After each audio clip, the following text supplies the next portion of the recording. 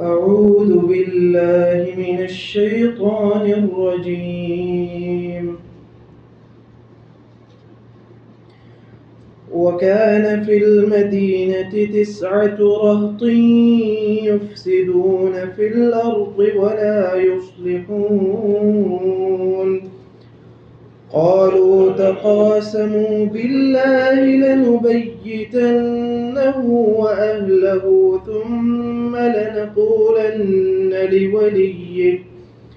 ثم لنقولن لوليه ما شهدنا مهلك أهله وإنا لصادقون. ومكروا مكرا ومكرنا مكرا وهم لا يشعرون. فانظر كيف كان عاقبة مكرهم أنا دمرناهم وقومهم أجمعين.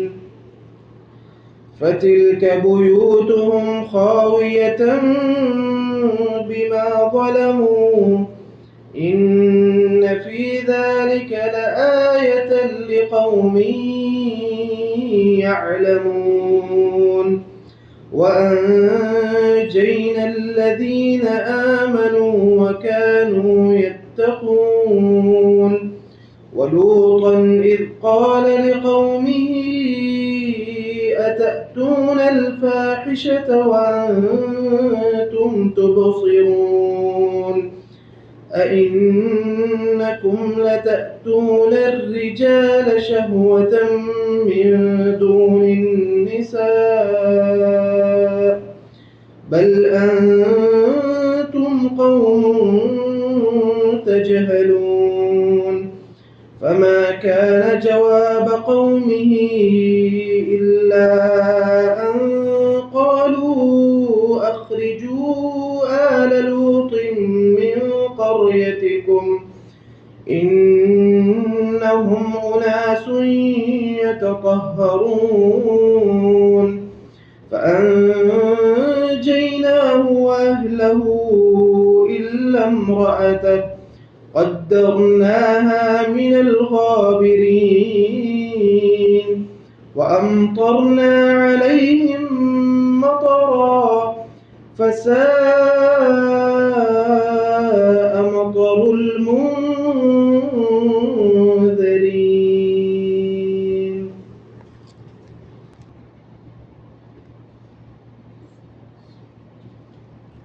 أعوذ بالله من الشيطان الرجيم. بسم الله الرحمن الرحيم. पिछले रकू से हज़रत सालेह अलैहिस्सलाम का जिक्र चल रहा है। अल्लाह के फज़ल व करम से आज से अशरा ज़िल हज्जा शुरू हो रहा है और ये बड़ा ही मुबारक अशरा है इस एतबार से कि नबी सल्लल्लाहु अलैहि वसल्लम ने ख़ास तौर पर इस बारे में दो बातें इरशाद फरमाई हैं। दोनों का मज़मून एक जैसा ही है कि ये जो अशरा है ये बड़ी अज़मत वाले दिन हैं और इन दिनों में नेक अमाल किए हुए अल्लाह ताला को बहुत महबूब और बहुत पसंद हैं। लिहाजा इनमें ज़्यादा से ज़्यादा तकबीरात का अहतमाम करो। जिसका मतलब ये है कि पहली बात तो खुद ही नबी सल्लल्लाहु अलैहि वसल्लम ने बता दी कि नेक अमाल में सबसे मुकद्दम चीज़ कौन सी है। नेक अमाल का एहतमाम करो और उसके बाद ये फरमा दिया कि इन अय्याम में तकबीरात का मतलब ये है कि सुबहानल्लाह, अल्हम्दुलिल्लाह, अल्लाहु अकबर, ला इलाहा इल्लल्लाह, ये तकबीरात हैं, इनका एहतमाम करो। इन्हें आम मफ़हूम में या आम अल्फाज में अज़कार भी कहा जाता है और अज़कार के बारे में अल्लाह के ज़िक्र के बारे में, अल्लाह की तस्बीहात के बारे में आम दिनों में नबी सल्लल्लाहु अलैहि वसल्लम ने उनकी फजीलत ये बताई है कि क्या मैं तुम्हें कोई ऐसा अमल ना बताऊं जिससे तुम्हारे दर्जात बुलंद हों, जो अल्लाह को बहुत ही पसंद अमल हो, और तुम अगर سونا چاندی اللہ کی راہ میں خرچ کرو تو اس سے بھی زیادہ بہتر ہو۔ اگر تم اللہ کی راہ میں جہاد کرو، قتال کرو، کافروں کی گردنیں مارو اور اپنی گردنیں کٹاؤ تو اس سے بھی زیادہ بہتر عمل ہو۔ فرمایا کہ وہ کون سا ہے؟ فرمایا کہ وہ اللہ کا ذکر ہے، تکبیرات اور تسبیحات کہنا اور ان کا اہتمام کرنا۔ یہ عام دنوں میں اللہ تعالیٰ کو اتنا پسند ہے، یہ عام دنوں میں ان کی فضیلت یہ ہے۔ اور یہ جو دن ہیں جن میں خاص طور پہ یہ بات ارشاد فرمائی کہ ان دنوں میں جو نیک عمل کیا جائے گا وہ اللہ کو بہت ہی محبوب ہے، بہت ہی پسند ہے۔ تو اس سے آپ اندازہ لگا لیں کہ ان دنوں میں تکبیرات کا اہتمام کرنا کتنا اس کا اجر و ثواب ہوگا۔ اور دوسری بات یہ ارشاد فرمائی کہ صحابہ نے پوچھا یا رسول اللہ کیا جہاد کے عمل سے بھی افضل عمل ہوگا وہ ان دنوں میں عمل کیا ہوا؟ تو نبی صلی اللہ علیہ وسلم نے فرمایا کہ ہاں جہاد سے بھی افضل ہوگا، الا یہ کہ ایک آدمی اپنی جان اور مال کے ساتھ نکلے اللہ کی راہ میں اور پھر واپس نہ آئے، مطلب یہ کہ سب کچھ اللہ کے نام پہ قربان کر دے تو وہ بات الگ ہے، لیکن جہاد سے بہرحال ان دنوں میں کیے ہوئے اعمال جو ہیں افضل ہیں۔ بہت بڑی فضیلت ہے یہ۔ جہاد کے بارے میں بھی فضائل تو بہت سے ہیں۔ نبی صلی اللہ علیہ وسلم نے فرمایا کہ جو شخص اللہ کی راہ میں جہاد کے لیے نکلتا ہے اتنے وقت کے لیے جتنے وقت میں اونٹنی کا دودھ دویا جاتا ہے، 15 منٹ لگتے ہوں گے دودھ دونے پہ اونٹنی کا، یا آدھ گھنٹہ لگتا ہوگا۔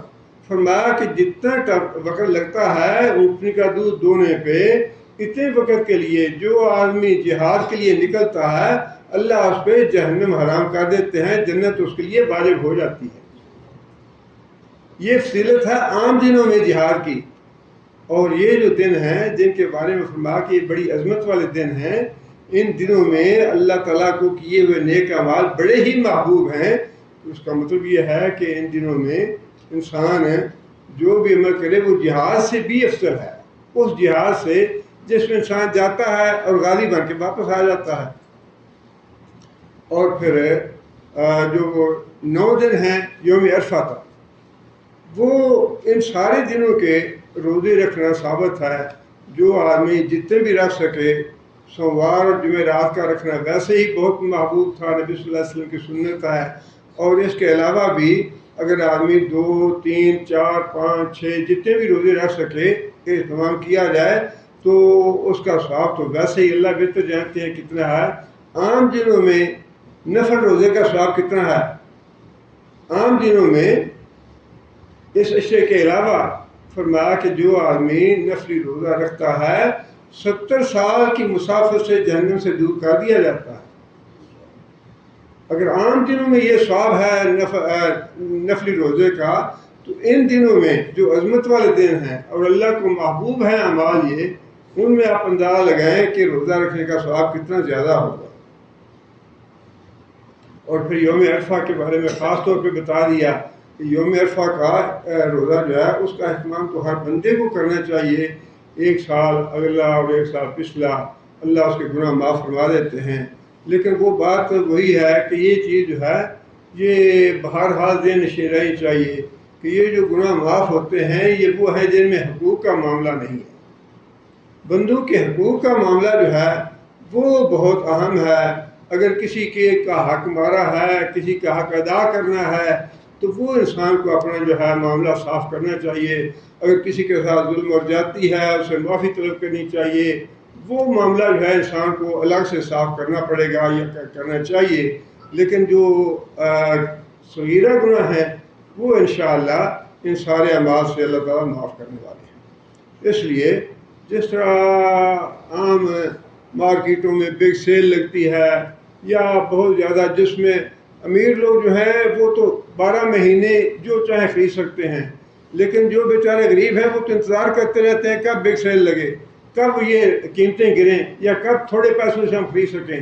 تو یہ بالکل ویسا ہی معاملہ ہے کہ جو آدمی اپنی مصروفیت کی وجہ سے، کسی اور وجہ سے، غفلت کی وجہ سے عام دنوں میں کوئی نہیں کر سکتے، تہجد کے لیے نہیں اٹھ سکتے، تو ان کے لیے فرمایا کہ اب یہ جو دن ہیں یا اس کے علاوہ بھی جو اللہ نے رکھے ہیں وہ سارے جو ہیں اس بات کا اہتمام ہے انسان کسی طرح توبہ کرے تو صحیح، کسی طرح آئے تو صحیح اللہ کی طرف۔ اللہ کی طرف رجوع کرے تو صحیح انسان. اس لیے ان مواقع سے انسان کو پورا فائدہ اٹھانا چاہیے. اللہ تعالیٰ ہمیں عمل کی توفیق عطا فرمائے. حضرت صالح علیہ السلام کے بارے میں اللہ تعالیٰ فرماتے ہیں کہ جب انہوں نے آ کے لوگوں کو یہ بات کہی کہ ایک اللہ کی عبادت کرو اور ایک اللہ کے علاوہ باقی جو تمہارے بت ہیں یا مشکل کشا ہیں یا حاجت روا ہیں وہ کسی کام والے نہیں ہیں، صرف ایک اللہ کی عبادت کرو. تو انہوں نے اس بات کو منحوس جانا کہ یہ تو نوسل لے کے آ گیا ہے، ہماری برادری میں، کنبے میں، قبیلے میں، گاؤں میں پھوٹ پڑ گئی ہے اور لوگ ایک دوسرے کے مخالف ہو گئے ہیں، اور اس کو انہوں نے نام دیا کہ یہ نوست تمہاری وجہ سے آئی ہے. انبیاء کو یہ کہا گیا کہ تم منحوس ہو معاذ اللہ. اللہ تعالیٰ نے اس کا جواب بھی دیا کہ انسان کی نوست جو ہے نا وہ تو انسان کے اعمال کے ساتھ ہے. اچھے عمل کرے گا تو اچھی قسمت ہے، اچھا شگون ہے. برے عمل کرے گا وہ تو شگون انسان کا انسان کی ذات کے ساتھ ہے نا. اچھے عمل کرو گے تو اچھا شگون آپ کے لیے، برے عمل کرو گے برا شگون آپ کے لیے. وہ انسان کے اعمال جو ہیں وہ انسان کا فرما کہ تمہارا جو شگون ہے وہ تمہارے ساتھ لگا ہوا ہے. اچھے عمل کرو گے اچھا ہے، برے عمل کرو گے برا نتیجہ ہے اس کا. آگے اللہ فرماتے ہیں کہ اس شہر میں 9 سردار تھے یا 9 جتھے تھے یا 9 گروہ تھے، یفسدون فی الارض، جو زمین میں فساد برپا کرتے تھے. فساد سے مراد جہاں کہیں بھی فساد کا لفظ آیا ہے نا قرآن مجید میں، ان میں سے بیشتر جگہ پہ فساد سے مراد شرک ہے. شرک پھیلانے والے اور اللہ کے رسول کی انبیاء کی تکذیب کرنے والے، ایمان نہ لانے والے، بلا یصلحون، اور وہ اصلاح کا کام نہیں کرتے تھے. انہوں نے یہ آپس میں مشورہ کیا، یہ بات طے کی کہ ہم مل کے قسم کھاتے ہیں. 9 سردار جو تھے انہوں نے آپس میں مل کے قسمیں کھائیں کہ یہ بات جو ہے لیک نہیں کرنی، کسی کو بتانی نہیں. ہم قسمیں کھاتے ہیں کہ صالح علیہ السلام اور جو اس کے گھر والے ہیں یا جو اس کے ماننے والے ہیں رات کے وقت ہم ان پہ حملہ کریں گے، ان کو قتل کر دیں گے، اور اس کے بعد جو ان کا ولی ہے نا جو مطالبہ کرے گا قصاص کا یا دیت کا، تو اسے ہم کہہ دیں گے کہ ہم تو موقع پہ موجود ہی نہیں تھے، ہمیں کیا پتا کس نے قتل کیا. دیکھیں کتنی انسان اپنی طرف سے چالاک اور ہوشیار بنتا ہے. یہ بالکل وہی معاملہ تھا، 100% یہی معاملہ نبی صلی اللہ علیہ وسلم کے ساتھ تھا. سب 11 سردار قریش کے، ابو جہل بھی، ابو لہب بھی، نضر بن حارث بھی، عقبہ بن ابی معیط بھی، یہ جتنے بڑے بڑے سردار تھے 11 سردار تھے. ان سب نے آپس میں مل کے یہ قسمیں کھائیں کہ آج رات ہم مل کے نبی صلی اللہ علیہ وسلم کے گھر کا محاصرہ کریں گے، ننگی تلواریں لے کھڑے ہو جائیں گے، اور جیسے ہی نبی صلی اللہ علیہ وسلم نکلیں گے ہم قتل کر دیں گے. اور 9 سرداروں کو اکٹھا کرنے کا مطلب یہ تھا کہ نبی صلی اللہ علیہ وسلم کا اگر کوئی خون کا مطالبہ کرے گا، قصاص کا مطالبہ کرے گا، یا وہ تو کر نہیں سکے گا، 11 آدمیوں میں سے کس سے مطالبہ کرے گا. اور اگر دیت کا مطالبہ کریں گے تو ہم سارے 11 سردار مل کے دیت ادا کر دیں گے. یہ بالکل وہی چالاکی اور اشاری کی صلی اللہ علیہ وسلم کی قوم نے جو قریش مکہ نے نبی صلی اللہ علیہ وسلم کے ساتھ معاملہ کیا. تقاسموا باللہ، قسمیں کھاؤ اللہ کی، لنبیتنہ واہلہ، کہ ہم شب خون ماریں گے صالح علیہ السلام کے گھر پہ بھی اور اس کے ماننے والوں کے گھر پہ بھی. ثم لنقولن لولیہ، اور جو بھی اس کا خون کا مطالبہ کرے گا یا قصاص کا یا دیت کا مطالبہ کرنے والا اس کا کوئی سرپرست ہوگا، اسے ہم کہہ دیں گے ما شہدنا مہلک اہلہ، جب یہ قتل کیے گیا تو ہم تو وہاں موجود ہی نہیں تھے.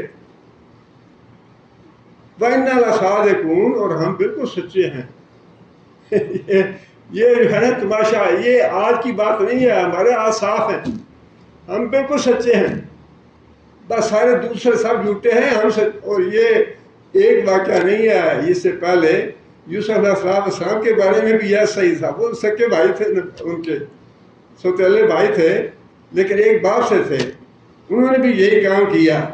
رات کو کالو یا ابانا، رات کو روتے ہوئے آئے. وجاؤ اباہم عشاء یبکون، وہ بھائی جو تھے یوسف علیہ السلام کے، روتے پیتے. انہوں نے کچھ اور بھی ڈرامہ بنا لیا نا، روتے پیتے. وہ ہو بڑا افسوس ہے، بڑا غم ہے، بڑا دکھ ہے، بڑا رنج ہے، بڑی تکلیف پہنچی ہے. بھائی جو ہے وہ کہیں چلا گیا، بھائی کو بیڑیا کھا گیا. دیکھ کیسے کیسے ڈرامے. یہ تو اللہ نے قرآن میں، یہ جو مولوی ہے نا، مولوی یہ دلوں کی باتیں جانتے ہیں. تم تو کہتے ہو نا کمیشن بنائیں گے، یہ کریں گے، وہ کریں گے. یہ قرآن تو دلوں کی باتیں سکھاتا ہے کہ یہ ڈرامے ایسے کرتے رہے ہیں لوگ پہلے.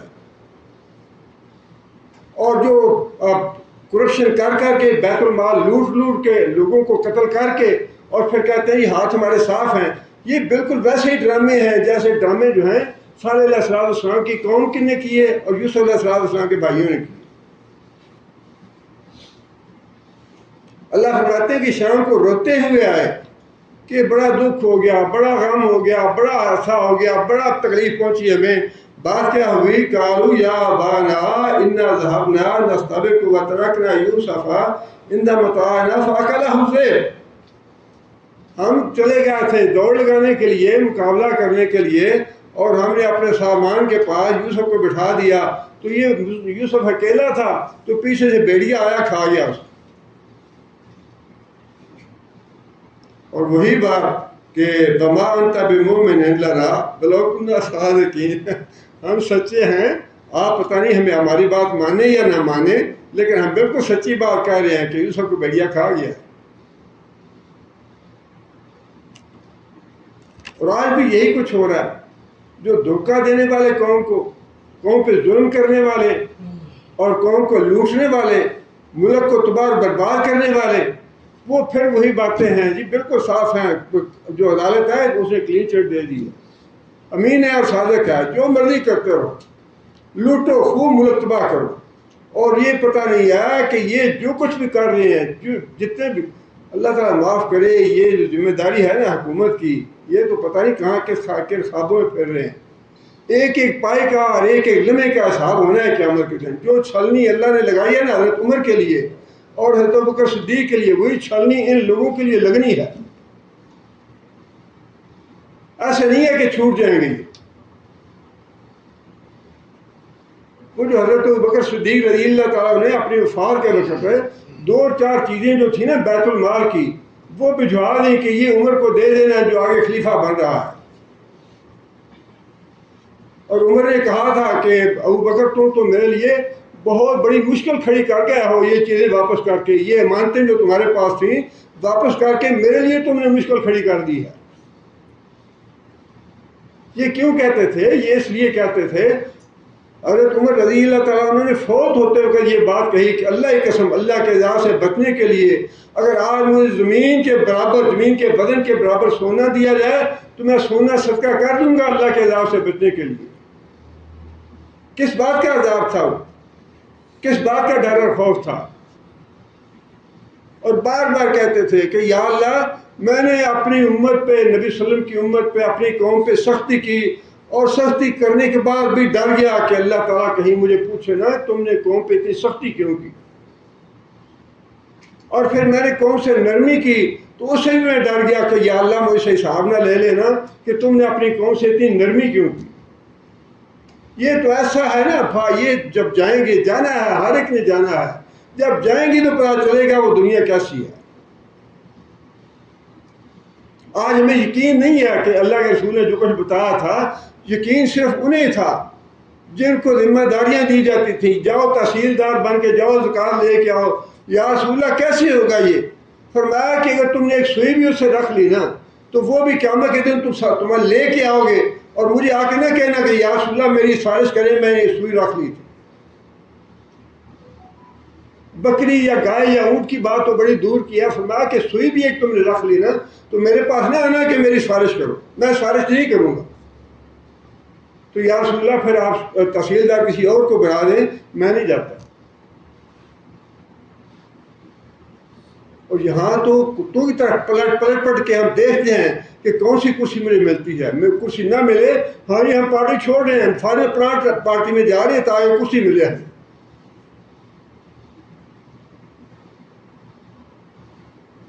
صحابی کو نبی صلی اللہ علیہ وسلم نے 10 آدمیوں کے بھیجا لشکر تھا یا چھایا تھا، تو امیر بنا کے بھیجا. تو جب واپس آیا تو نبی صلی اللہ علیہ وسلم نے پوچھا سناؤ عمارت کیسی تھی؟ یا رسول اللہ عمارت تو بڑی اچھی تھی، بہت مزہ ہے، ہر ایک پہ اپنی بات منواتے ہیں ہم، لیکن یا رسول اللہ آئندہ میں امیر نہیں بنوں گا، آئندہ یہ ذمہ داری آپ کسی اور کو دیں، میں یہ حساب نہیں دے سکتا.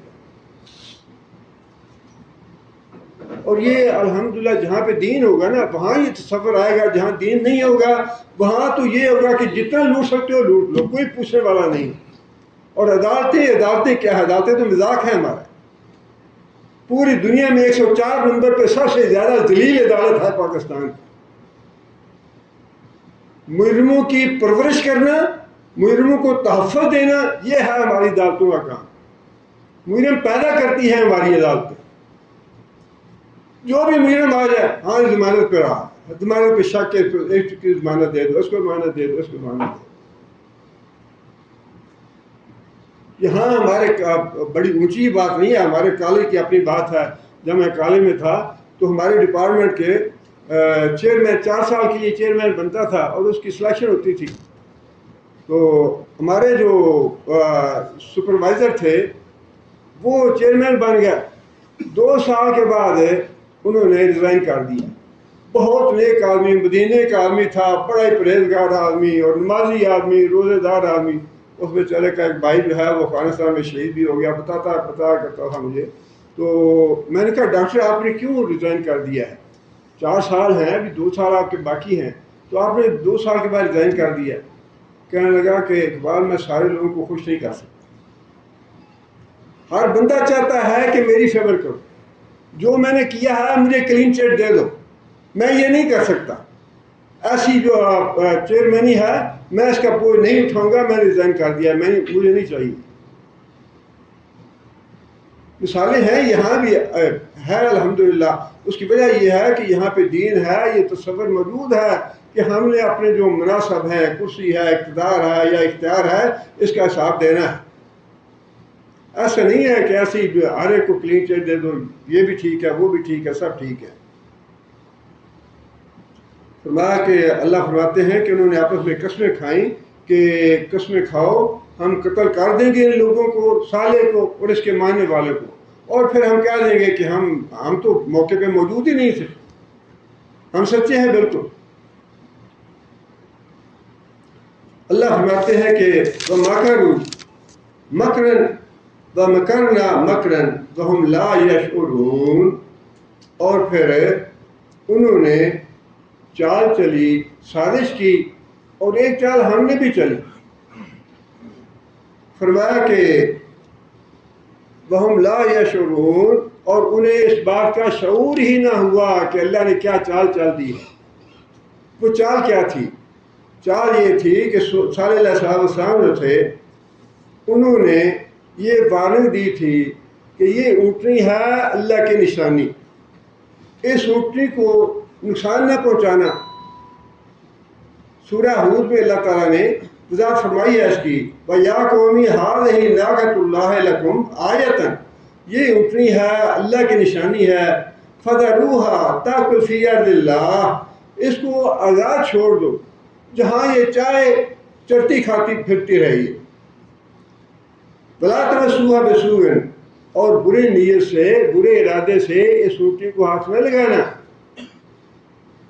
فَيَأْخُذَكُمْ عَذَابٌ قَرِيبٌ، ورنہ بڑی جلدی تمہیں عذاب اللہ کا پکڑ لے گا. فَعَقَرُوهَا، انہوں نے اس اونٹنی کو، تنگ آ گئے اونٹنی سے کہ ایک دن جو ہے یہ پورے کا پورا پانی پینے کے لیے اس کی باری ہے، اور اگلے دن جو ہے ہماری تو جانور جو ہیں وہ سیراب نہیں ہوتے. تنگ آ گیا کہ ہم یہ برداشت نہیں کر سکتے، اونٹنی کے کونچیں کاٹ دی، اس کو قتل کر دیا. اونٹنی جو تھی تفاسیر میں لکھا ہے کہ وہ جہاں سے پہاڑ سے نکلی تھی ویسے ہی وہ وہاں واپس چلی گئی. لیکن اس کے بعد اللہ فرماتے ہیں کہ صالح علیہ السلام نے اپنی قوم کو یہ وارننگ دے دی، فَقَالَ تَمَتَّعُوا فِي دَارِكُمْ ثَلَاثَةَ أَيَّامٍ، 3 دن تک اپنے گھروں میں مزے لوٹ لو، 3 گھروں میں اب تمہیں مہلت ہے، 3 دن کے بعد تمہارے اوپر اللہ کا عذاب آ جائے. اب چالاکی یہ کی انہوں نے کہ یہ صالح میں کہتا ہے کہ 3 دن کے بعد تمہارے اوپر عذاب آئے گا، تو 3 دن آنے سے پہلے پہلے ہم اس کا کیوں نہ کانٹا نکال دیں؟ جس طرح ہم نے اونٹنی کو دفع کیا ہے، اونٹنی کو دور کیا ہے، اسی طرح یہ جو صالح ہے کہتا ہے کہ 3 دن کے بعد تمہارے اوپر عذاب آئے گا، تو 3 دن گزرنے سے پہلے پہلے ہم اس کا کیوں نہ معاملہ صاف کر دیں، اس کو قتل کر دیں۔ یہ تھی وہ چالاکی جو اللہ تعالیٰ فرماتے ہیں کہ صالح علیہ السلام نے ایک سازش کی اور ایک چال ہم نے بھی چلی۔ اللہ کی چال کیا تھی؟ اللہ کی چال یہ تھی کہ صالح علیہ السلام کو قتل کرنے سے پہلے جس راہ صالح علیہ السلام کو قتل کرنے کا پروگرام تھا، اس راہ سے پہلے اللہ نے بتا دیا کہ اے صالح اس بستی سے تم نکل جاؤ۔ یہ بالکل وہی بات ہے جو نبی صلی اللہ علیہ وسلم کے ساتھ معاملہ ہوا۔ جس رات قتل کرنا تھا اس رات سے 1 دن پہلے اللہ تعالیٰ نے نبی صلی اللہ علیہ وسلم کو آگاہ کر دیا تھا کہ رات تمہیں قتل کرنے کا پروگرام بن چکا ہے، تم رات آدھی رات اٹھ کے نکل جانا اپنے گھر سے۔ اور نبی صلی اللہ علیہ وسلم آدھی رات کے اٹھے اور ریت کی مٹھی لی اور اللہ کے حکم سے نبی صلی اللہ علیہ وسلم نے وہ ریت کی مٹھی جو تھی ایسے کافروں کے طرف پھینک دی اور کافروں کی اللہ تعالیٰ نے نظریں بند کر دی۔ نبی صلی اللہ علیہ وسلم کے درمیان سے گزر گیا اور جب فجر کا وقت ہوا تو ایک آدمی آیا، اسے پوچھا کیوں کھڑے ہو یہاں؟ تفاسیر میں لکھا ہے کہ وہ آدمی نامعلوم تھا، قریش اس کو جانتے نہیں تھے، سردار تھے اللہ کے مکے کے، لیکن وہ جانتے نہیں تھے کون آدمی تھا۔ کوئی آدمی آیا، نامعلوم آدمی تھا، اس نے آگے پوچھا کیوں کھڑے ہو یہاں؟ بتایا کہ ہم تو اس مقصد کے لیے کھڑے ہیں۔ انہوں نے کہا کہ وہ تو یہاں سے جا چکے، وہ تو نکل گیا اپنے کام کو، تم ایسے ہی یہاں کھڑے ہو۔ پھر بھی انہیں یقین نہیں آیا، وہ وہاں سے ہٹے نہیں، وہ کہے کہ ہم صبح تک انتظار کریں گے، محمد تو اندر ہی بیٹھے ہوئے، نکلیں گے ابھی۔ جب صبح طلوع ہو گئی، سورج چڑھ گیا، تو انہوں نے کہا کہ دیکھو تو صحیح کہ محمد نکلے نہیں، وہ تو حرم میں جاتے ہیں صبح صبح اٹھ کے، آج ابھی تک نکلے نہیں، دیکھو تو صحیح۔ دروازے سے اندر دیکھا تو وہ جو نبی صلی اللہ علیہ وسلم کی سبز چادر تھی وہ نظر آئی۔ کہنے لگے نہیں یہ تو محمد پڑا ہے ابھی صلی اللہ علیہ وسلم، ابھی نکلیں گے یہ۔ وہ جب زیادہ ٹائم گزر گیا تو پھر کہنے لگے کہ جا کے دیکھو صحیح یہ ہے کون؟ جا کے دیکھا، جگایا تو حضرت علی تھے۔ کہنے لگے کہ کہاں ہے محمد؟ حضرت علی کہنے لگے مجھے کیا پتا۔ یہ وہ ہے جو اللہ فرماتے ہیں نا کہ ایک چال کافر چلتے ہیں، ایک میری تدبیر ہوتی ہے۔ کافروں کی چال یہ تھی کہ راتوں رات نبی صلی اللہ علیہ وسلم کو قتل کر دیا جائے اور پھر جو بھی دیت کا مطالبہ کرے گا سارے مل کے دیت دے دیں گے، قصاص کا مطالبہ تو وہ کر ہی نہیں سکے گا۔ اللہ تعالیٰ نے اسی راہ نبی صلی اللہ علیہ وسلم کو حکم دے دیا کہ تم ہجرت کے لیے چلے جاؤ، اور نبی صلی اللہ علیہ وسلم نکل گیا وہاں سے مکہ۔ اور یہی چالاکی جو ان لوگوں نے کی قوم صالح نے کہ 3 دن گزرنے سے پہلے پہلے عذاب کو آنا ہے، 3 دن کے بعد ہم 3 دن سے پہلے پہلے ہی صالح کا کام صاف کرتے ہیں، اس سے پہلے قتل کر دیتے ہیں۔ اس کے بارے میں اللہ تعالیٰ نے یہ بات ارشاد فرمائی، مکروا، انہوں نے صالح علیہ السلام کو اور ان کے ساتھیوں کو قتل کرنے کی سازش کی، مکرا و مکرنا، اور ہم نے بھی ایک تدبیر کی، وہم لا یشعرون، اور ان کو اس تدبیر کا پتہ ہی نہیں چلا کہ ہم نے کیا تدبیر کی ہے۔ وہ تدبیر یہ تھی کہ ان کے صالح علیہ السلام کو قتل کرنے سے پہلے ہی صالح علیہ السلام کو نکال دیا، اور بعد میں اللہ کا عذاب اس طرح آ گیا کہ ساری کی ساری قوم جو ہے وہ تباہ ہلاک ہو۔ یہ واقعات جو ہے نا یہ ہمارے ایمان کو پکا کرنے کے لیے، یہ جنگ جو ہے نا یہ چل رہی ہے، قیامت تک چلتی جا رہے، یہ ختم نہیں ہوگی جنگ۔ یہ جو ہے نا کہ امن کے مذاکرات اور ہم آہنگی مذاہب کے مذاکرات اور یہ سب رہوں گا۔ جو قرآن بتاتا ہے وہ یہی ہے کہ یہ حق اور باطل کی جنگ جو ہے یہ رکے گی نہیں۔ آپ کتنا ہی کہہ لیں ہاں جی ان کے ساتھ نرمی کرنی چاہیے، ان کے ساتھ ہمانگی کرنی چاہیے، ان کے ساتھ رواداری برتنی چاہیے، یہ کرنی چاہیے، وہ تمہارے کے بچے کو نہیں چھوڑتے۔ ایسی تصویریں ہیں کہ دیکھ کے دل کرتا ہے چھوٹے چھوٹے بچوں کو کس طرح ذبح کیا گیا ہے فلسطین میں، کس طرح ذبح کیا گیا ہے، عورتوں کو کس طرح قتل کیا گیا ہے، اور کس طرح روزانہ سینکڑوں کے حساب سے شہید کیے جاتے ہیں۔ اور ابھی کہتے ہیں جی ان کے ساتھ امن کے مذاکرات اور ان کے ساتھ سفارتیں اور ان کے ساتھ تعلقات، تجارت، یہ وہ سارا کچھ ہونا چاہیے۔ کب آنکھیں کھلے گی ہماری؟ جب ہمارے اوپر بم گریں گے۔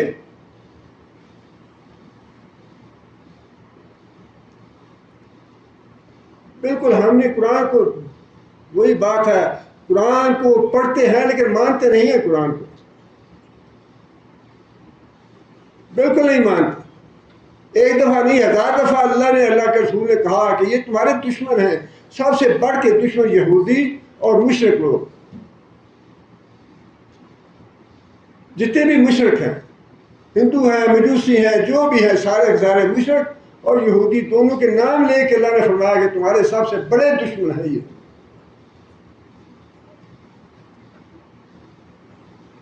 اور کتنے لوگوں کے ساتھی تعلقات اور محبت اور پیار کی باتیں ہیں انہیں یہودیوں سے، اور جو کچھ وہ کر رہے ہیں، اللہ نے قرآن میں یہ بھی فرمایا ہے تم ان سے محبت کرتے ہو، وہ تم سے محبت نہیں کرتے،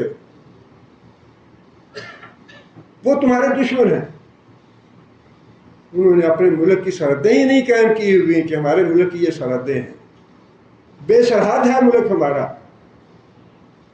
فراس سے لے کر خیبر تک ہمارا ملک ہے۔ ان کا ترانہ آپ پڑھ کے دیکھیں، ان کی تقریریں، وہ تو کھلے عام تقریریں کرتے ہیں، ان کے اسمبلی کے ممبر ہیں، سینیٹر ہیں، جو بھی ہیں، کھلے عام تقریریں کرتے ہیں۔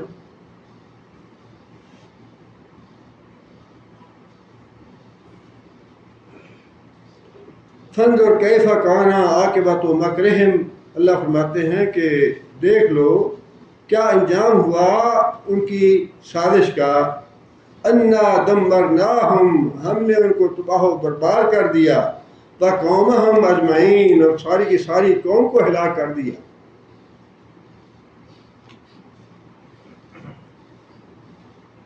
فتلک بیوتہم، اللہ فرماتے ہیں کہ یہ ہیں ان کے گھر، خاویۃً بما ظلموا، اور ان کو ہم نے کھنڈر بنا دیا کہ وہ لوگ ظالم تھے، ایمان نہیں لائے، وہ نبی کو جھٹلا دیا، اللہ کو جھٹلا دیا، ایمان نہیں لائے، ہم نے ان کی بستیوں کو کھنڈر بنا دیا۔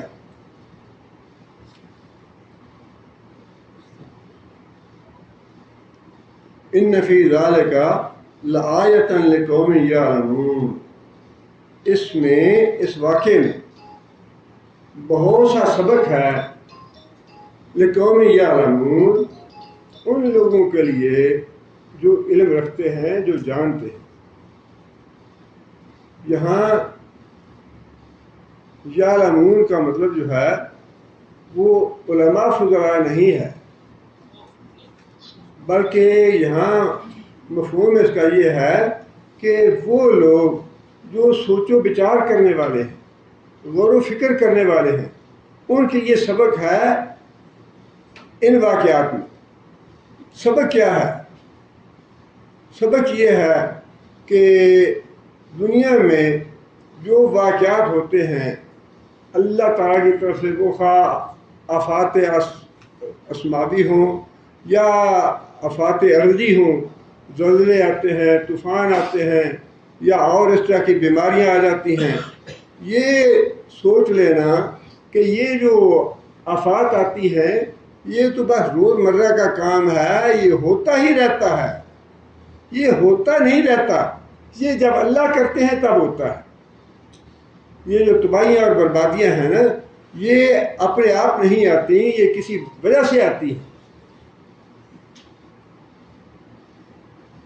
اس لیے فرمایا کہ جو لوگ غور و فکر کرنے والے ہیں وہ یہ محسوس کرتے ہیں کہ جب اللہ ناراض ہوتے ہیں تو اللہ کی طرف سے آفات اور زلزلے اور مصائب و آلام آتے ہیں،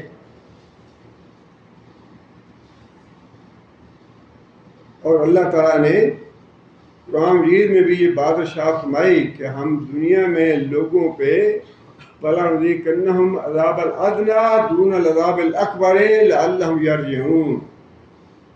مصائب و آلام جو ہیں یہ روزمرہ کا معمول نہیں ہے کہ ہاں جی یہ تو ہوتا ہی رہتا ہے، یہ بارشیں ہوتی رہتی ہیں، طوفان آتے ہی رہتے ہیں، زلزلے آتے ہی رہتے ہیں، یہ تباہی ہوتی ہی رہتی ہے۔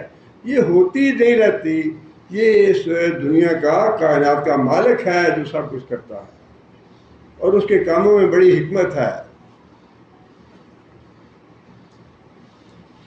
وَأَنجَيْنَا الَّذِينَ آمَنُوا وَكَانُوا يَتَّقُونَ، یہ بھی سبق ہے اس میں کہ جو لوگ ایمان لائے تھے صالح علیہ السلام پہ ان کو ہم نے بچا لیا، اور جو تقویٰ کرنے والے، نیکی اختیار کرنے والے، اپنے نبی کی اطاعت کرنے والے، ان لوگوں کو ہم نے بچا لیا، اور جو لوگ ظلم کرنے والے تھے، انکار کرنے والے، تکذیب کرنے والے، ان کو ہم نے کھنڈر بنا دیا، ان کو ہم نے تباہ و برباد کر دیا۔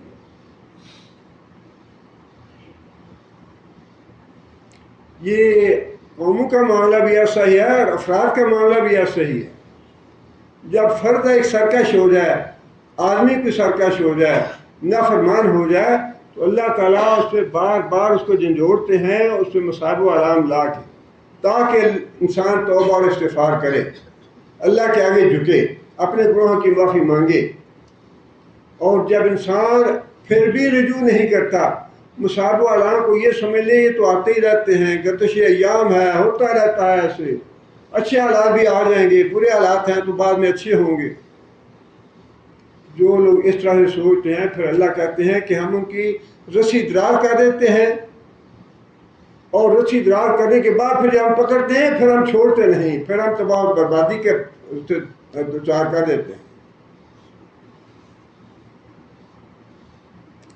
آگے پھر اللہ تعالیٰ نے حضرت لوط علیہ السلام کا واقعہ بیان فرمایا ہے۔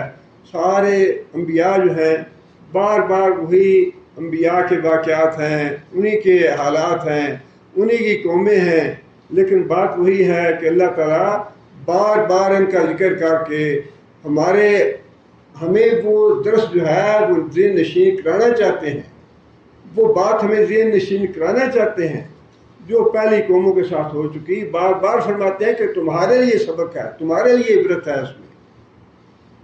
لیکن بات وہی ہے کہ اللہ تعالیٰ معاف کرے، دیکھیں نا، اب صرف ایک یہی بات ہے، لوط علیہ السلام کی قوم کا جو خاص گناہ تھا ہم جنس پرستی تھا، ہم جنس پرستی۔ آج 6000 سال پہلے کی بات ہے، لوط علیہ السلام کا زمانہ جو ہے 6000 سال کا وقت گزر چکا اس کا، اور اللہ تعالیٰ نے فرمایا کہ بڑی جاہل قوم تھی، بڑے وہ ظالم لوگ تھے، اور بہت ہی گندے اور غلیظ لوگ تھے 6000 سال پہلے۔ اور آج 6000 سال کے بعد کیا ہو رہا ہے؟ وہ تو اپنے طور پہ ایک بستی میں یہ کام کر رہے تھے نا، اور آج یہ کام جو ہے یہ مہذب قومیں جو اپنے آپ کو مہذب کہتی ہیں، جو اپنے آپ کو ترقی یافتہ کہتی ہیں، انہوں نے اپنے طور پہ نہیں بلکہ قانونوں نے اس کو جائز کر دیا ہے، قانون بنا دیا ہے کہ جو ہم جنس پرستی کرنا چاہتا ہے کرے، مرد مردوں کے ساتھ شادیاں کریں، عورتیں عورتوں کے ساتھ شادیاں کریں۔ وہ جو ہم کہتے ہیں نا پرانا زمانہ جہالت کا زمانہ تھا، جو اللہ کے رسول نے باتیں شاہ فرمائی ہے نا، بالکل پکی اور بڑی درست باتیں ہیں۔ خیر القرون قرنی، خیر القرون قرنی، میرا زمانہ سب سے بہتر ہے، ایمان کے اعتبار سے، اخلاق کے اعتبار سے، کردار اور سیرت کے اعتبار سے، اعمال کے اعتبار سے، ہر لحاظ سے میرا زمانہ سب سے بہتر زمانہ ہے۔ آج اس زمانے کی بات کریں تو 14 سال پہلے، 6000 تو بہت پرانی بات ہے، آج 14 سال پہلے کی بات بولی، یہ تو وہ رجے پسند ہیں، پسماندہ لوگ ہیں، یہ پرانی باتیں کرتے ہیں۔ یہ ہمیں 14 سال، وہ ایک صدر تھا اللہ معاف کرے، وہ کس ذلت کے ساتھ مرا ہے، وہ تاریخ میں لکھا ہوا ہے کہ کس ذلت سے اللہ نے اس کی جان لی، کس طرح ذلیل و رسوا کیا اللہ نے۔ اور وہ یہی کہتا تھا، مولوی ہمیں 14 سال پیچھے لے جانا چاہتے ہیں، زمانہ بہت آگے جا چکا، اب ہم آگے کی طرف جائیں گے، پیچھے نہیں جائیں گے۔ بالکل اس کو پتہ چل گیا ہوگا کہ مرنے کے بعد پیچھے ہی جانا ہے، مرنے کے بعد وہی کچھ ہونا ہے جو 6000 سال پہلے لوگوں کے ساتھ ہوتا تھا، آج بھی مرنے کے بعد وہی ہوگا، اور وہ 10,000 سال بعد کے بعد جو مریں گے ان کے ساتھ بھی یہی ہونا ہے۔ اللہ کا قانون نہیں بدلے گا، نہ زندگی میں بدلے گا، نہ مرنے کے بعد بدلے گا۔ بالکل پتہ چل جاتا ہے جب یہ جو زندگی ہے نا بڑا سخت امتحان ہے۔ جیسے ہی یہ زندگی سے انسان جاتا ہے اگلے جہان میں، سب کچھ انسان کی آنکھیں کھل جاتی ہیں، کیا کچھ میں کر کے آیا ہوں، کیا لوٹ کے آیا ہوں، یا کیا میں بنا کے آیا ہوں، یا کیا بگاڑ کے آیا ہوں۔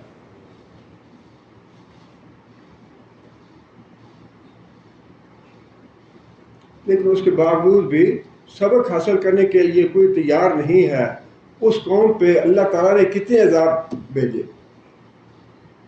اللہ فرماتے ہیں کہ قرآن میں اللہ تعالیٰ نے 4 عذاب بتائے، 4 عذاب بھیجے میں نے اس قوم پہ۔ باقی جتنی قومیں تھیں ان کو ایک ایک عذاب سے ہلاک کیا اللہ تعالیٰ نے۔ یہ جو قوم صالح تھی، اللہ تعالیٰ نے چیخ، فرشتے نے ایک ایسی چیخ ماری کہ سب کے جگر تک پھٹ گیا، کوئی ایک آدمی زندہ نہیں رہا۔ نوح علیہ السلام کی قوم کو غرق کیا پانی میں، فرعون کو غرق کیا پانی میں، کسی کو قوم عاد جو تھی اس کو ہوا سے اللہ تعالیٰ نے برباد کر دیا۔ باقی ساری قوموں کو ایک ایک عذاب سے اللہ نے ہلاک کر دیا۔ لیکن یہ اللہ تعالیٰ کے ہاں اتنا غلیظ اور گندا گناہ ہے اور اتنا بدترین گناہ ہے، اللہ تعالیٰ نے اس قوم کو ایک عذاب سے نہیں 4 عذابوں سے ہلاک کیا، 4 عذابوں سے۔ فرمایا کہ جیسے ہی فرشتے لوط علیہ السلام کے گھر آئے اور بستی کے لوگوں نے دیکھا کہ خوبصورت لڑکے لوط علیہ السلام کے گھر پہ آئے ہیں، تو چڑھ دوڑے لوط علیہ السلام کے گھر پہ کہ ان کو ہمارے حوالے کرو۔ اللہ فرماتے ہیں کہ سب سے پہلا عذاب میں نے اسی وقت ان پہ نازل کر دیا، فَطَمَسْنَا أَعْيُنَهُمْ، جو آئے تھے لوط علیہ السلام کے گھر پہ مہمانوں کو لینے کے لیے، فَطَمَسْنَا أَعْيُنَهُمْ، ان کو اسی وقت اندھا کر دیا۔ فَذُوقُوا عَذَابِي وَنُذُرِ، فرمایا کہ ذرا میرے عذاب کا مزہ چکھو۔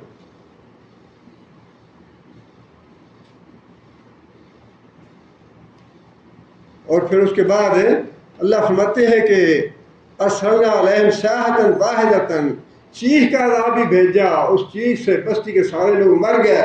اور پھر فرمایا کہ فرشتے کو ہم نے حکم دیا کہ اس بستی کو مرنے کے بعد، چیخ آنے کے بعد، ہلاک ہونے کے بعد، فرمایا کہ اللہ کا غضب اور اللہ کا غصہ اتنا ہے اس بدماشی پہ اور اس زناکاری پہ، فرمایا کہ ساری کی ساری بستی کو اکھاڑ کے اوپر لے جاؤ آسمانوں کی طرف، وہاں سے پلٹ دو اس کو نیچے۔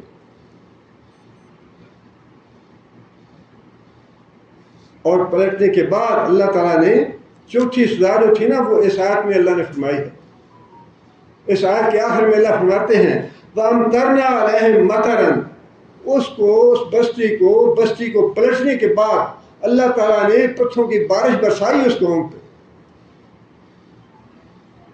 اتنا یہ مکروہ اور اتنا اللہ تعالیٰ کے ہاں یہ غضب، اللہ کے غضب کو بھڑکانے والا عمل، اور آج بڑے فخر کے ساتھ، اور یہ اللہ تعالیٰ معاف کرے، یہ دکھ کے ساتھ باتیں کرتے ہیں ہم، پاکستان بھی اس سے محفوظ نہیں ہے، پاکستان میں بھی مراکز ہیں، لاہور میں ہیں، اور ان کی سرپرستی سپر پاوریں کر رہی ہیں، کوئی ان کو چھیڑنے والا یا پوچھنے والا یا روکنے والا نہیں ہے۔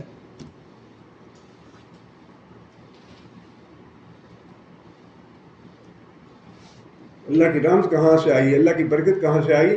دیکھیں نا آپ، تو اس انداز سے عام دنیا وہی بات ہے جو اللہ نے فرمائی نا کہ دنیا اس انداز سے سوچتی ہے، ہاں جی معیشت خراب ہو گئی تھی، وہ عدالتیں یہ کر رہی ہیں، یہ انتشار پیدا ہو گیا، وہ لیڈر ہے اس نے تباہی کر دی ہے، وہ جھوٹ بولتا ہے، وہ یہ کرتا ہے، وہ یہ کرتا ہے۔ یہ اسباب کون پیدا کرتا ہے؟ جب برکت اٹھ جائے اللہ کی طرف سے، جب اللہ کی مسلسل نافرمانی ہو، اللہ کے غضب کو بھڑکانے والے اعمال ہو رہے ہوں اور حکومتیں ان کو روکے نا، تو یہی تو اللہ کا عذاب ہے۔ فرمایا کہ قوم کے اندر انتشار اور خانہ جنگی پیدا کر دینا، یہ اللہ کی نافرمانی کا نتیجہ ہے۔ اور وہ عقل ہماری ماری جاتی ہے، ہاں جی بڑا اچھا، بڑی ترقی ہو گئی ہے کہ اب تو عورت جو ہے وہ چیف منسٹر بنا دیا انہوں نے، عورت کو اتنا اونچا مقام دے. یہ اونچا مقام ہے, یہ ذلت کا مقام جو اسلام میں ذلت کا مقام ہے, وہ ہمارے ہاں ہمارے دور میں وہ عزت کا مقام ہے. بالکل الٹ گئی اقدار. جو ذلیل ہے وہ عزت والا ہے, اور جو عزت والا ہے وہ ذلیل ہے.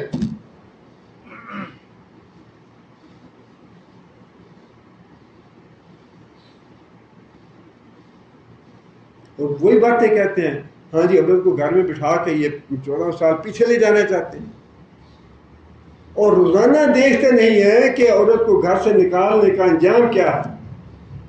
چھوٹی چھوٹی بچیوں کے ساتھ ریپ ہو رہے ہیں, اور کوئی ایسا نہیں ہے جو, اور ایسے منافق لوگ ہیں, پکے منافق. دیکھیں نا نبی صلی اللہ علیہ وسلم کے زمانے میں صحابہ کرام کو اس بات کا ڈر تھا کہ ہم کے منافق نہ ہوں. اگر عمر جیسے آدمی,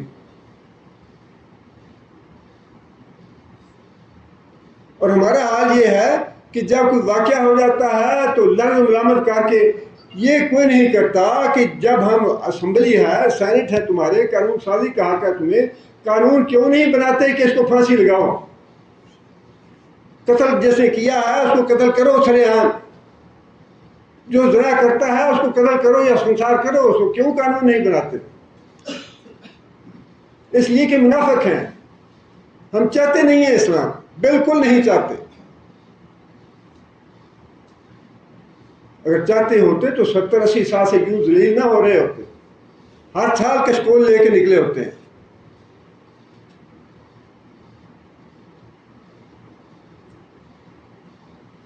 اس لیے قرآن ہم پڑھتے ہیں, قرآن پہ ایمان نہیں رکھتے, قرآن پہ عمل نہیں کرتے ہیں. اللہ تعالیٰ فرماتے ہیں کہ وَلُوطًا إِذْ قَالَ لِقَوْمِهِ أَتَأْتُونَ الْفَاحِشَةَ وَأَنْتُمْ تُبْصِرُونَ. لوط علیہ السلام نے قوم سے کہا کہ تم وہ عمل کرتے ہو, ایسا گناہ کرتے ہو جس کے بارے میں تم آنکھوں سے خود دیکھتے ہو کہ یہ گناہ ہے. آنکھوں سے دیکھنے کا مطلب کیا ہے؟ مطلب یہ کہ پوری تمہاری تاریخ جو ہے انسانیت کی, اس میں یہی چلا آ رہا ہے کہ مرد جو ہے وہ اپنی خواہش عورت سے پوری کرے. یہ اللہ تعالیٰ نے نظام ایسا بنایا ہے, اور تمہیں پتہ ہے کہ ایسا ہی ہوتا ہے ساری قوموں میں. یہی ہے جو نظام ہے یا قاعدہ ہے یا اللہ تعالیٰ نے جو اصول بنایا ہے وہ یہی ہے کہ مرد جو ہیں وہ اپنی خواہشات نفسانی جو ہے عورتوں سے پوری کرے. اور دوسرا یہ ہے, اس کا مطلب ہے کہ تم آنکھوں سے دیکھ رہے ہو کہ دونوں کی تخلیق میں کتنا فرق ہے. کیا دیکھتے نہیں کہ مرد کی تخلیق الگ بنائی ہے اللہ نے, عورت کی تخلیق الگ بنائی ہے. جسمانی ساخت بالکل الگ ہے عورت کی اور مرد کی, جسمانی تقاضے بالکل الگ ہیں عورت اور مرد کے. لیکن اس کے باوجود اللہ لوط علیہ السلام نے فرمایا کہ تم جانتے ہو کہ تم گناہ کا کام کر رہے ہو, اور یہ کام جو ہے یہ غیر فطری ہے, فطری نہیں ہے. جانتے بوجھتے تم یہ کام کر رہے ہو.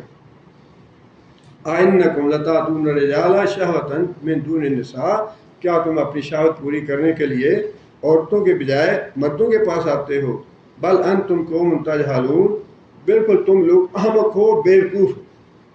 تجہلون کا سے مفہوم جو مراد ہے وہ حماقت اور بیوقوفی ہے. فما كان جواب قومه الا ان قالوا اخرجوا آل لوط من قريتكم. ان کا جواب یہ تھا کہ ہم تو ٹھیک ہے بھائی, بڑے گندے ہیں, ہم غلط ہیں, گنہگار ہیں, تم لوگ پاک باز ہو جو تو نکل جاؤ بستی سے, الگ ہو جاؤ. اور قاعدہ رسول بھی یہی ہے, بے نمازی اور نمازی کا کبھی بھی اکٹھے نہیں ہوں گے. بے نمازی نمازی سے نفرت کرے گا, نمازی جو ہے وہ بے نمازی سے نفرت کرے گا.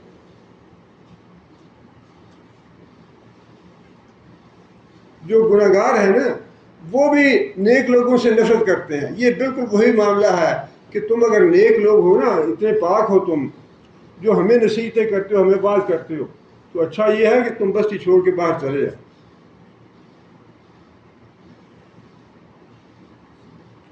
آگے اللہ فرماتے ہیں فَأَنْجَيْنَاهُ وَأَهْلَهُ.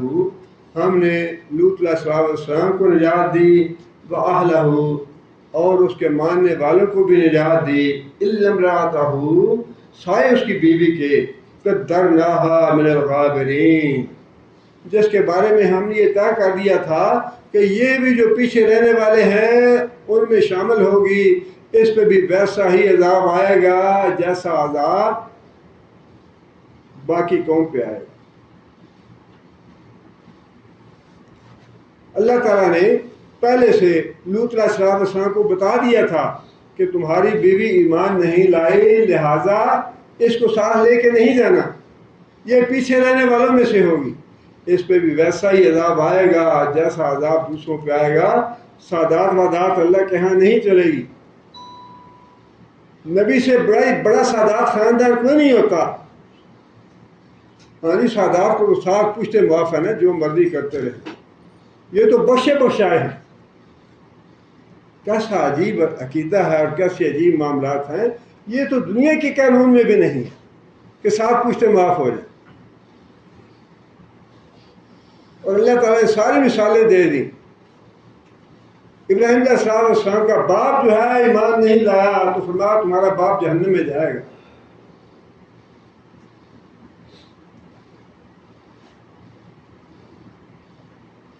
اللہ تعالیٰ سے دعا کی ہے ابراہیم علیہ السلام نے، رب اغفر لی ابی انہ کان من الضالین، یا اللہ میرے باپ کو معاف کر دینا، وہ گمراہوں میں سے تھا، لیکن جب پتہ چلا کہ یہ تو اللہ کا دشمن ہے تو پھر برات کر لی، بلا تخزنی یوم یبعثون۔ اور نوح علیہ السلام کے بیٹے کو ہلاک کر کے بھی یہ بتا دیا کہ میرے یہاں سادات وادات نہیں ہے، میرے ہاں یہ وہی بات ہے جو فرمایا نا کہ تمہارا شگون تمہارے اپنے ساتھ ہے، جیسے عمل کرو گے ویسا ہی اس کا نتیجہ نکلے گا۔ اگر اچھے عمل کرو گے تو اچھا نتیجہ نکلے گا، برے عمل کرو گے تو برا نتیجہ نکلے گا اس کا۔ باپ کی مثال بھی دے دی، بیٹے کی مثال بھی دے دی، بیوی کی مثال بھی دے دی، اس سے بڑھ کے اور کوئی قریبی رشتہ تو نہیں ہے۔ اگر ایمان نہیں ہے تو بیوی بھی جہنم میں، ایمان نہیں ہے تو باپ بھی جہنم میں، ایمان نہیں ہے تو بیٹا بھی جہنم میں۔ آنکھیں تو کھولنی چاہیے نا ہمیں بھی۔ کوئی کسی کا ہاتھ پکڑ کے جنت میں نہیں لے جائے گا، کوئی کسی کو اللہ سے بخشوا نہیں لے گا۔ کیا اللہ کے رسول نے کہہ دیا کہ میری بیٹی میں اللہ سے بخشوا نہیں سکوں گا، اگر اللہ نے پکڑ لیا تو میرا اختیار نہیں چلے گا، وہاں اپنے آپ لے کے جانا وہاں پہ۔ اس سے بڑی بات کیا ہو؟ فرمایا کہ وَأَمْطَرْنَا عَلَيْهِمْ مَطَرًا، اور ہم نے پھر اس قوم پہ بارش برسائی پتھروں کی، فَسَاءَ مَطَرُ الْمُنذَرِينَ۔ اور دیکھو کہ سبق حاصل کرو اس بات سے کہ جن کو ڈرایا گیا تھا ان پہ جو بارش برسائی وہ کیسی ظالم بارش تھی ان کی۔ ایک نفر جو ہے نہ بچا وہ، نہ کسی کو چھوڑا، ہم نے کسی ایک کو نہیں چھوڑا، اور بار بار 3-4 عذاب ہم نے یہ کے بعد دیگرے ان پہ برسائے۔ اس کے باوجود بھی اللہ تعالیٰ معاف کرے، وہی اللہ سے بغاوت، اللہ کی نافرمانی، اللہ سے سرکشی، اور یہ جو احکام ہیں قرآن کے، اللہ کے رسول کے، بالکل غافل ہیں ہم لوگ ان سے۔ اللہ تعالیٰ سے دعا ہے کہ اللہ تعالیٰ ہمیں عمل کرنے کی توفیق عطا فرمائے، اور خاص طور پہ یہ جو عشرہ ہے اس میں ہم میں سے ہر ایک کو کوشش کرنی چاہیے کہ اللہ تعالیٰ سے اپنے گناہوں کی معافی مانگیں، توبہ استغفار کریں۔ اللہ کی ذات بڑی غفور رحیم ہے، اور یہ جو اللہ تعالیٰ نے ایسے مواقع رکھے ہیں نا، ویسے تو اللہ تعالیٰ نے بڑی مہربانی کی ہے اس دنیا میں ہمارے اوپر۔ جو تہجد کا وقت ہے وہ بھی توبہ قبول کر لوں گا، پھر نمازوں کے بعد بھی توبہ قبول کر لوں گا، پھر جمعہ پڑھو گے جمعے کے تمہارے گناہ معاف کر دوں گا، پھر بے شمار رمضان کا مہینہ آ گیا اس میں گناہ معاف کر دوں گا، لیلۃ القدر آ گئی اس میں معاف کر دوں گا، یوم عاشورہ آ گیا وہ معاف کر دوں گا، یوم عرفہ آ گیا وہ معاف کر دوں گا، عشرہ آ گیا، اب کیا کچھ چاہیے؟ اس کے باوجود بھی انسان گناہوں کا گٹھڑا لے کے جائے قیامت کے دن، تو پھر اپنی بد نصیبی اور بدبختی ہے انسان کی اپنی۔ اللہ تعالیٰ ہمیں عمل کی توفیق عطا فرمائے۔ أعوذ بالله من الشيطان الرجيم قالوا تقاسموا بالله لنبيتنه وأهله ثم لنقولن لوليه ما شهدنا مهلك أهله وإنا لصادقون ومكروا مكرا ومكرنا مكرا وهم لا يشعرون فانظر كيف كان عاقبة مكرهم أنا دمرناهم وقومهم أجمعين فتلك بيوتهم خاوية بما ظلموا إن في ذلك لآية لقوم يعلمون وأنجينا الذين آمنوا وكانوا يتقون ولوطا إذ قال لقومه أتأتون الفاحشة وأنتم تبصرون أئنكم لتأتون الرجال شهوة من دون النساء بل أنتم قوم تجهلون فما كان جواب قومه إلا أن قالوا أخرجوا آل لوط من قريتكم إنهم أناس يتطهرون فأنجيناه وأهله إلا امرأته قدرناها من الغابرين وأمطرنا عليهم مطرا فساء مطر المنذرين.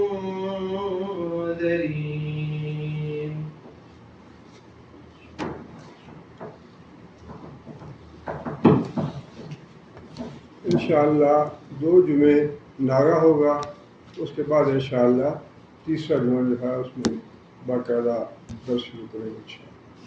बिस्मिल्लाहिर्रहमानिर्रहीम अल्हम्दुलिल्लाहि रब्बिल आलमीन अर्रहमानिर्रहीम मालिकि यौमिद्दीन इय्याका नअबुदु व इय्याका नस्तईन इहदिनस सिरातल मुस्तक़ीम सिरातल लज़ीना अनअमता अलैहिम गैरिल मग़्दूबि अलैहिम वलद्दाल्लीन अल्लाहुम्मा सल्लि अला मुहम्मदिन व अला आलि मुहम्मद कमा सल्लैता अला इब्राहीम व अला आलि इब्राहीम इन्नका हमीदुम मजीद अल्लाहुम्मा बारिक अला मुहम्मदिन व अला आलि मुहम्मद कमा बारकता अला इब्राहीम व अला आलि इब्राहीम इन्नका हमीदुम मजीद रब्बना ज़लमना अनफुसना इल्लम तग़फिर लना व तरहमना लनकूनन्ना मिनल ख़ासिरीन रब्बना आतिना फ़िद दुनिया हसनतन व फ़िल आखिरति हसनतन व क़िना अज़ाबन नार रब्बना हब लना मिन अज़वाजिना व ज़ुर्रिय्यतिना क़ुर्रता अयुनिन वजअलना लिल-मुत्तक़ीना इमामा रब्बना अस्रिफ़ अन्ना अज़ाब जहन्नम इन्न अज़ाबहा कान ग़रामा इन्नहा साअत मुस्तक़र्रन व मुक़ामा अल्लाहुम्मा अय्यिदिल इस्लाम वल मुस्लिमीन अल्लाहुम्मा अय्यिदिल इस्लाम वल मुस्लिमीन